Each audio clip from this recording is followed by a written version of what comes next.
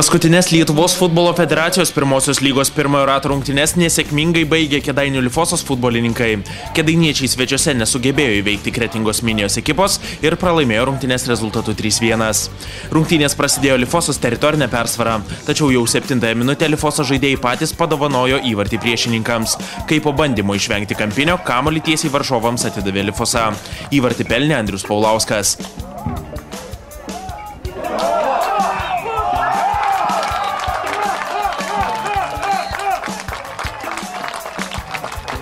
Po praleisto įvarčio žaidimas išsilygino ir iki kėlinio galo svečiai turėjo kelias pavojingas progas pasižymėti. Vieną iš tokių kretingiškiai gavo, kai baudos aikštelėje buvo prasižengta prieš jų futbolininką. 37-ąją minutę Andrius Tolis išnaudojo puikią galimybę nuo 11 metrų ir išvedė savo komandą į priekį 2-0.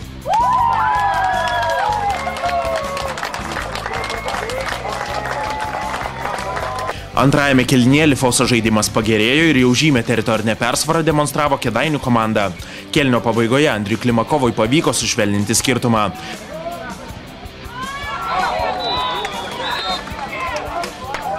Nedaug trūko, kad Lifosa būtų išlyginusi rezultatą, tačiau Andrius Klimakovas neišgelbėjo komandos nuo pralaimėjimo, neišnaudojęs dar kelių labai pavojingų progų.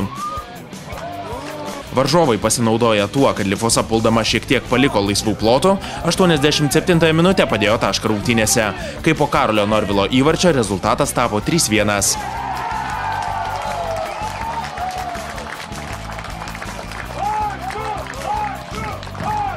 Iš pradžių gavosi taip, kad kelionė turbūt ilga, gal vyrai iš karto išėjo į aikštę ir tas žaidimas išvis nesusistigavo.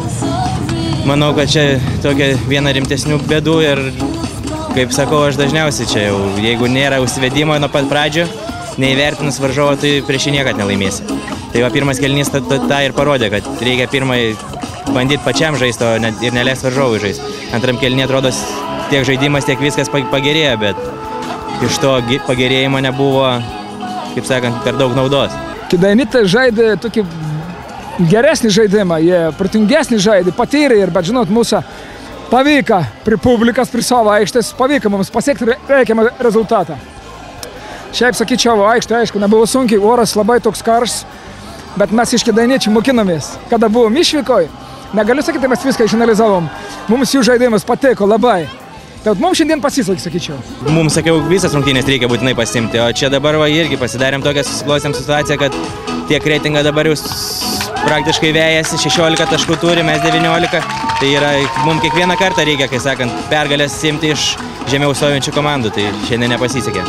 Šiaip kėdainiečiam perduodu labai gerus linkėjimus. Lietuvos futbolo federacijos pirmojoje lygoje dabar pertrauka. Lifosa į aikštę grįžti rugpjūčio 7 dieną. Namuose jį priims Alytaus Vidzgirio komanda.